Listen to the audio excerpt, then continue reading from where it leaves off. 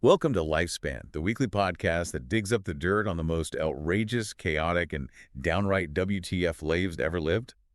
All told in a fun and fascinating way. Share, rate, and follow the show for more wild stories. This week, forget what you learned in school because we're taking a bizarre journey into the life of J.R.R. Tolkien. You might picture, a quiet academic lost in dusty tomes, but the reality, well, as revealed in our testimonies, it's packed with surprises, in a distinctly playful, almost rebellious spirit. Our mission today is to unpack these fascinating nuggets and understand the wild and wonderful reality behind the creator of Middle-earth. It really is fascinating, isn't it, how this seemingly conventional figure had such a vibrant inner life, Yeah. and how those, well, unexpected facets really bled into the creation of his worlds. Makes you wonder what else is hidden beneath the surface. Absolutely. Okay, so let's get into it. Tolkien, the man who gave us the Shire, that idyllic English countryside. He didn't actually start there, did he? No, not at all. He was born in Bloemfontein, South Africa, way back in 1892. A bit of an unexpected starting point, maybe? Definitely unexpected for the architect of Middle-earth. Right. And that early sort of geographical uprooting was just the start of a life with quite a bit of upheaval. By the time he was 12, tragically, he'd lost both his parents. Both. Wow, by 12. Yeah. And that profound loss, our testimonies really suggest it had a deep, lasting influence on his worldview, his inner life. It probably fed into those themes of loss, but also resilience that you see all through his work. That makes a lot of sense. It's incredible to think how such a tough start might have, shaped Middle-earth itself. But it wasn't all darkness, was it? Because the testimonies paint this picture of someone with this really mischievous, almost like a kid's sense of humor. Oh, absolutely. Beneath that serious scholar vibe, there was definitely what some called a riotous schoolboy. And this is where the bizarre journey gets, well, pretty amusing. We've got accounts of him dressing up as a polar bear for a party, New Year's Eve. Polar bear? How? Get this, using an Icelandic sheepskin hearthrug and white face paint. Just picture it. Sound of amusement. That's brilliant. A hearthrug polar bear. It wasn't just being silly, though, Right. It sort of hints at this willingness to step into other realities, which is key for building worlds, right? Breaking social rules maybe lets you break storytelling rules, too. That's a great point. And it wasn't just the one time, was it? The eccentricity. Oh, no. There's the story of him chasing a neighbor while dressed as an Anglo-Saxon warrior. No. Yes! Complete with an axe? Imagine that. Morning, Well, Professor. like, you would definitely remember that neighbor. Do we know how people reacted to these incidents? One can only guess, really. Surprise, probably. Maybe a little fear. And this playful streak, it even showed up in, everyday stuff. Apparently he'd sometimes offer his false teeth as payment to shopkeepers. His false teeth. Yeah, if they Yeah. weren't paying attention. A bit of an unusual customer feedback method, wouldn't you say? That is audacious. It Mhm. really suggests he didn't care much for stuffy rules. Not at all. And apparently that carried over to his driving. His philosophy was, charge 'em and they scatter. Driving across Oxford's main roads. Okay, that sounds less playful and more genuinely terrifying for pedestrians. It does suggest a certain lack of inhibition, maybe, someone with deep thoughts, but also this real zest for life. Maybe a bit of chaos, too. Yeah, chaos seems right. And even his lectures, they sound like quite the experience. Well, the reports are mixed, often mumbling, facing the blackboard. Not exactly engaging, you might think. Right. But then some students remembered moments, like him turning the lecture room into a mead hall somehow. Despite the mumbling. How? A power of the subject, I guess, when his passion broke through. It's quite a contrast. It really is. And this playful side, it goes way back, even to when he was young, with his future wife, Edith. Ah, yes, the sugar cube. Throwing them off tea shop balconies onto people's hat bullets. That's just charmingly chaotic. It is, and it shows that connection they had, right? Shared fun, a bit of lighthearted rebellion, maybe. That probably fueled his creativity, too, in its own way. Okay, so we have the playful professor, the eccentricities, but then things take a very different turn. World War I. Yes, a massive transformative shift. He enlisted, specialized in signaling. Signaling, okay. Which meant he ended up right in the thick of it. Battalion signaling officer during the Battle of the Somme. Brutal trench warfare. So this playful academic is suddenly in the heart of that horror. Exactly. The sights, the sounds, the constant danger. It left a huge mark, such a stark contrast to Oxford life or, dressing as a polar bear. And it's kind of sobering, but also fascinating that his creativity really ignited during his recovery. From trench fever, yes. That's when the earliest forms of the Silmarillion started to emerge, almost like the trauma unlocked something, as you said. And the links between the war and his writing are pretty direct sometimes, aren't they? Oh, very direct. The Dead Marshes in Lord of the Rings, that whole awful corpse-filled swamp, Yeah. he explicitly said that was inspired by the battlefields of the Somme, the mud, the bodies. It's a chilling image. Wow. Knowing that adds such a layer of grim reality to it. It's not just fantasy. Not at all. And it wasn't just landscapes. Think about Sam Gamgee. Good old Sam. Oh, yeah. Loyal and steady. Tolkien saw him as a reflection of the ordinary English soldiers he served with. Their quiet courage, their loyalty under, well, unimaginable conditions. That makes Sam even more powerful, knowing that connection. It really does. But the war also meant immense personal loss for Tolkien. Almost all his closest friends from the TCBS, that was their little group, the Tea Club and Barovian Society, They died in the war. almost all of them. A huge blow. And you can feel that, I think. That sense of melancholy, of loss, of something beautiful fading. It runs through his work. Like Middle-earth is always kind of grappling with the past, with loss. Exactly. But even in that darkness, there were these sparks of light, moments of beauty. Like the Beren and Luthien story. Precisely. That epic romance central to his mythology was inspired by seeing Edith, his wife, dancing in a grove of hemlock trees. While he was on leave from the war. Yes. That image, that moment of grace and beauty amidst all the horror. It's incredibly powerful. Like finding hope when everything seems lost. It's a beautiful connection. Hmm? Okay, so moving on from the war's impact, let's talk about some of the other, maybe more bizarre inspirations for Middle-earth. It wasn't all war and loss, right? No, not at all. And the starting point is quite unusual, especially for fantasy. It began with language. Right, he was a philologist, a language expert. Exactly. So he invented the Elvish languages, first Quenya, Sindarin, complex, detailed languages, and the world, Middle-earth, basically grew around them. He needed a place, a history for these languages to exist. That's kind of backwards, isn't it? Most writers create the world, then maybe some names. Totally backwards for most, but for him, the linguistic structure came first. The grammar, the sounds, they dictated the history, the migrations of the elves. It gives the world this incredible depth, this feeling of reality. His academic side really driving the creative process, and he even saw links to his own life, didn't he? Oxford and... Rivendell, he felt a connection. Said they occupied the same geographical spot, in a way. So you could be walking through Oxford and theoretically be near Elrond's house. That was his feeling. It sort of blurs that line between his reality and his fantasy world. Why he felt that. Maybe the atmosphere. The sense of ancient learning. It's intriguing. Very intriguing. And then there are the possible real-world geographical nudges. Mordor being inspired by the Himalayas, Central Asia. Yeah, that vast, imposing, kind of desolate landscape. Yeah. It fits, doesn't it? It does. And Gondor. You mentioned ancient Egypt. Yes, the inspiration there seems pretty clear. The grand architecture, the deep reverence for ancestors, even the style of the royal crown he described. You can see those echoes. Okay. And Rohan, the horse lords. That feels very much drawn from Viking sagas, maybe early medieval Germanic cultures. That fierce independence, the warrior society. Makes perfect sense when you picture the Rohirrim. And even Minas Tirith, the White City. There's speculation it might echo ancient Troy. Tolkien himself noted its latitude was similar to the port of Pelargir in his world. It's like he wove these threads of real geography and history in. Grounding the fantasy. Makes it feel more, I don't know, tangible. Exactly. And his own childhood experiences were huge too, right? Especially for the Shire. Ah, the Shire. His happy place. Totally inspired by his early idyllic years in a place called Sarehole, that vision of peaceful, rural England, simple pleasures. It's pure nostalgia, and it resonates so strongly. But not all childhood memories were idyllic. Shelob, that giant spider. Ugh, yes. Possibly inspired by a scary spider encounter he had as a child in South Africa. That kind of childhood fear can really stick with you, can't it? Definitely nightmare fuel. And there were figures from his childhood, too. Ogres. Sort of. A frightening miller he nicknamed the White Ogre, and a grumpy farmer called the Black Ogre, shows how everyday people, through a child's eyes, can become these larger-than-life, slightly menacing figures. And they pop up later in his writing, maybe transformed. Seems likely.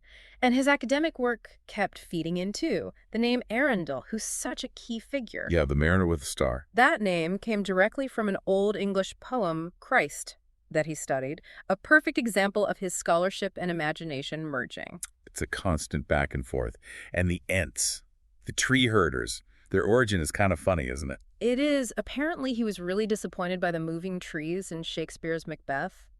Burnham Wood coming to Dunsinane. He thought it was poorly done. Yeah, unconvincing. So it seems he basically thought, right, I'll show you how moving trees should be done, and thus the Ents were born. Tuckles, out of theatrical disappointment. That's fantastic. Okay, so let's talk about the Inklings, this famous group at Oxford. Ah, the Inklings. Hugely important for Tolkien. An informal literary group, all men, mostly academics at Oxford. C.S. Lewis was the other big name, right? Absolutely. Lewis and Tolkien were central figures. They'd meet up often at a pub called the Eagle and Child. The Bird and Baby, they called it. That's the one. For beer and chat. But the serious stuff, the readings and critiques, often happened in Lewis's rooms at Magdalen College. And it wasn't just polite encouragement, was it? The feedback could be harsh. Oh, testimony suggests it could be brutally honest. They'd read their unfinished work aloud, chapters of The Lord of the Rings, Lewis's Narnia books, Charles Williams's stuff. And the others would just tear into it if they didn't like it. Pretty much. It was a space for rigorous criticism. Hugo Dyson famously groaned, "Oh God, no more elves," during one of Tolkien's readings. Ouch. That must have stung. Probably. But it was also incredibly valuable. That kind of feedback, even if harsh, can really sharpen a work. Plus, they offered huge encouragement, too. Especially Lewis, right? He really pushed Tolkien to finish Lord of the Rings. Immensely so. Lewis was one of its earliest and biggest champions. It's hard to say if Tolkien would have completed it without that constant support and belief from Lewis and the other Inklings. So it was this vital hub of creativity, criticism, and friendship. Exactly. A unique environment. They even had, humorous competitions, reading bad prose aloud just to see who could stand it the longest. Sounds like quite the group. Yeah. Okay, so shifting back to his official role, his academic life. Brilliant scholar, but how was he as a teacher? Well, the consensus seems to be not great. As a lecturer, anyway. Yeah, terrible lecturer pops up a lot.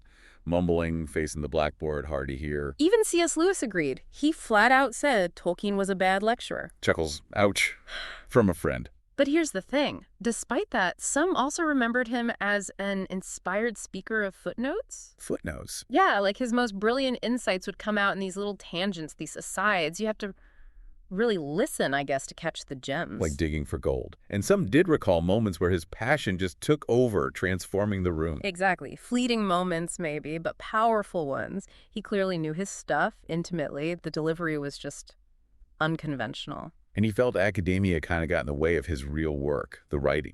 Very much so. He often complained about lectures and admin tasks, eating into his time for Middle-earth. Yet, his academic work led to things like discovering the name Rivendell when he was still a student. Right.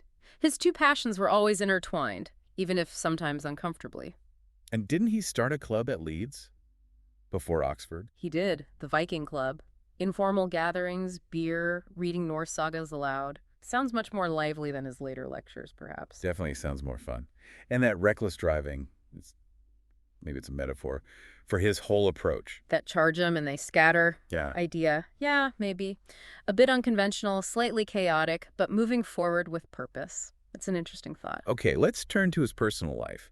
He really identified with hobbits, didn't he? Oh, strongly. He famously said he was a hobbit in all but size. And his life kind of reflected that. In many ways, yes. Loved gardens, trees, simple food, hated French cooking, apparently. Enjoyed his pipe, preferred staying home, late nights, quiet life. Very hobbit-like. The love of trees seems particularly strong. Incredibly so. Testimonies say he got genuinely upset when trees were cut down. Like a personal affront. It shows that deep connection to nature that just fills his books.